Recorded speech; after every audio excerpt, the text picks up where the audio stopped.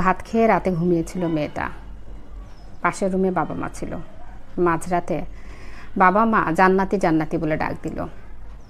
সে ঘুম ঘুম চোখে চোখ খুলে জিজ্ঞেস করলো, বলো মা। তারা বলল, চলো বাহিরে কাজ আছে। যেহেতু বাবা মা বলছে যেতে তো হবেই, সে বাবা মার পিছু নিল। তারা যাচ্ছে। কিছুক্ষণ পর খেয়াল করলো তার চাচিও তাদের সাথে আছে। সে জিজ্ঞেস করতেছে, তখনও ঘুম ঘুম চোখ তার, আমরা কোথায় যাচ্ছি? কিন্তু কোনো উত্তর নাই। কিছুক্ষণ পর মেয়েটা খেয়াল করলো তারা মূল রাস্তা বাদ দিয়ে কৃষি জমির দিকে যাচ্ছে। সে আবারও প্রশ্ন, আমরা কোথায় যাচ্ছি? এই প্রশ্ন করার সাথে সাথে পেছন থেকে তাকে জাপটে ধরা হলো। একজন জাপটে ধরলো মুখ, আর লোহার রড দিয়ে দুজন বাড়ি দিতে শুরু করলো। সে চিল্লাতে চেষ্টা করলো, সে পালাতে চেষ্টা করলো, সে পারে নাই। তার ঘুম ঘুম চোখ, সম্ভব না তিনজনের সাথে এভাবে লড়াই করা। তার নিজের বাবা মা, নিজের চাচি, তার নিস্তেজ দেহটা যখন লোহার রডের বাড়িতে নিচে পড়ে গেছে, তখন বাবা মা চাচি তাকে কোপাতে শুরু করলো এলোপাথাড়ি, এবং তার মৃত্যু নিশ্চিত করে তারা বাড়িতে চলে গেল।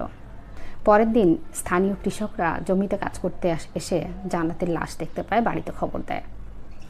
স্বভাবতই বাবা মা চাচি তারা সেই কান্নাকাটি শুরু করে দিছে যে, আহা, আমাদের মেয়েটার সাথে কে এরকম করলো, আচ্ছা প্রতিবেশী এরকম করছে। তারা 27 জনের নামে মামলা করে। যে জমির বিরোধ চলতেছিল, 32 বিঘা সম্ভবত জমির, সেই জমির বিরোধ ধরে আমাদের মেয়েকে এরা মেরে ফেলছে।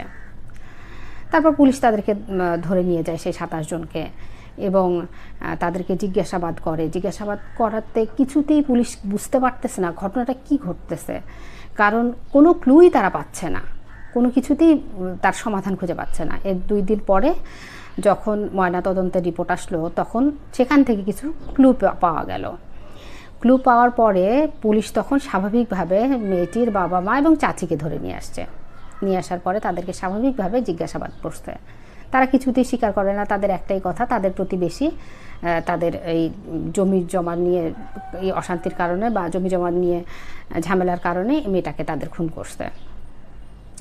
এবং ধীরে ধীরে যখন পুলিশ তাদের সেই এভিডেন্সগুলো সামনে আনতে শুরু করে, তখন প্রথমে চাচি স্বীকার করে ফেলে ঘটনাটা, এবং উপায় না পেয়ে বাবা মাও স্বীকার করে ফেলে যে হ্যাঁ, তারা এইভাবে, এটা ছিল চাচির প্ল্যান, এবং চাচির প্ল্যান অনুযায়ী তারা এই ঘটনাটা ঘটাইছে, যেন ওই জমিতে ফেলে রাখছে এবং যেন ওই 27 জন ফেসে যায়, এবং তারা যে 32 বিঘা জমি আছে সেটার দখল পায়।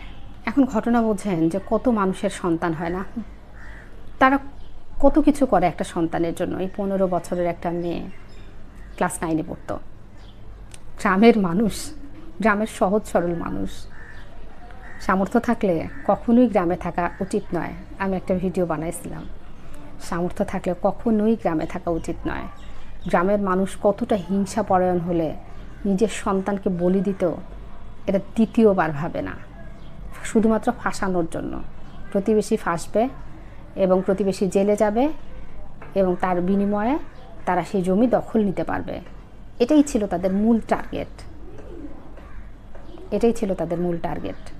যদি চাচি এভিডেন্স অনুযায়ী স্বীকার না করতো, এভিডেন্স যেহেতু কিছু পেয়ে গেছিল, এরা কিন্তু সফলও হয়ে যেত। যা হোক, জান্নাতি ফুটফুটে একটা মেয়ে, নিজের সন্তানকে কেউ কীভাবে নৃশংসভাবে এরকম ঘটনা ঘটায় নিজের সন্তানের সাথে আমার জানা নাই। এরকম বাবা মা গ্রামেই পাওয়া যায়। সবাইকে অসংখ্য ধন্যবাদ।